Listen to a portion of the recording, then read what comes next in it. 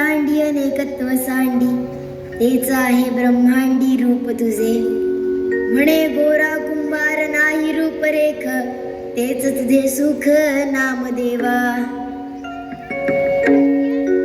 विठ्ठल विठ्ठल विठ्ठल विठ्ठल विठ्ठल विठ्ठल विठ्ठल विठ्ठल विठ्ठल विठ्ठल. या मंडळी, अगदी योग्य वेळी आला. हे बघा, मी आता पूजेला सुरुवातच करत होतो. अजून एक विठ्ठलाची मूर्ती. अहो काय सारखं ते इट्टल इट्टल करत राहता. आता आपण दोघच नाही, आता आपल्या संग हे छोटे बाळ बी आहे. तेव्हा थोडं लक्ष कुटुंबाकडे बी द्या. म्हणजे हा जगनियता विठोबा आपल्या कुटुंबाचा भाग नाही असं म्हणायचं आहे का तुम्हाला? हा विठोबा हेच आपलं कुटुंब. अहो पण या कुटुंबात बाकीची बी मंडळी आहेत की नाही? या काळ्या विठ्ठलाशिवाय बाकीच्याच बी येळ द्या म्हणते मी. सारखं आपलं ते चक्र फिरवायचं, नाही ते त्या विठ्ठलाची पूजा करत बसायची. दुसरा उद्योगच नाही. हे पा, तुमचा विठुरावर उगाचच राग आहे.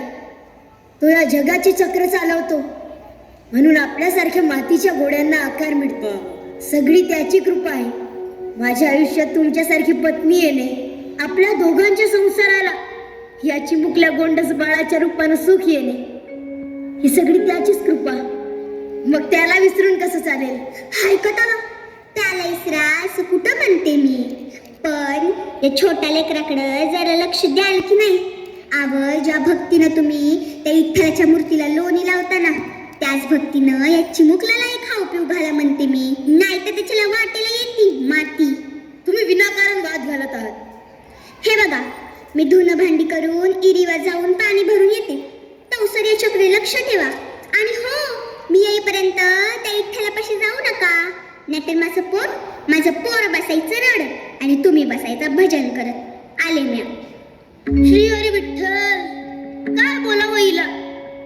खर तर मी पूजा करावी म्हणून सगळी तयारी ही करून देत असते, आणि आता विठ्ठलाला रागही भरते. कमाल आहे वा. विठ्ठला, तुझे भक्त सुद्धा तुझ्या कारभारा इतके सणाखलने आहेत बरं.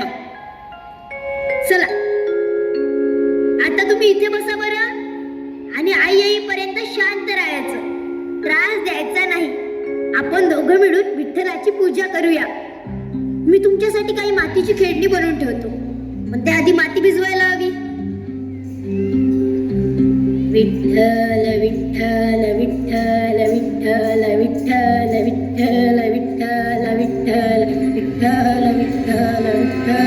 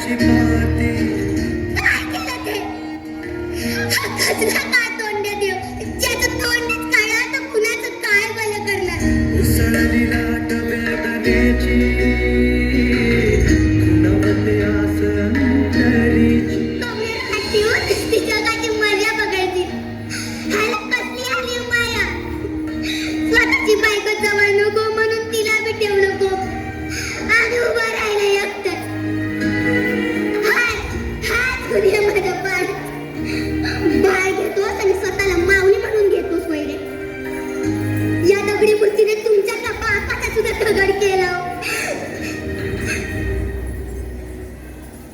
माझ्यावर विश्वास ठेव.